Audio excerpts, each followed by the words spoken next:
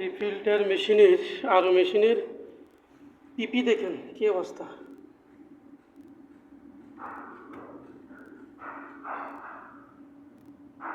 সব কাদামাটি, এই পরিমাণ কাদামাটি দেখেন, পুরো লাল হয়ে গেছে পানি। এই জন্য বলি মেশিন লাগালে হয় না, মেশিন লাগানোর পরে মেশিনগুলো সার্ভিসিং করতে হয়।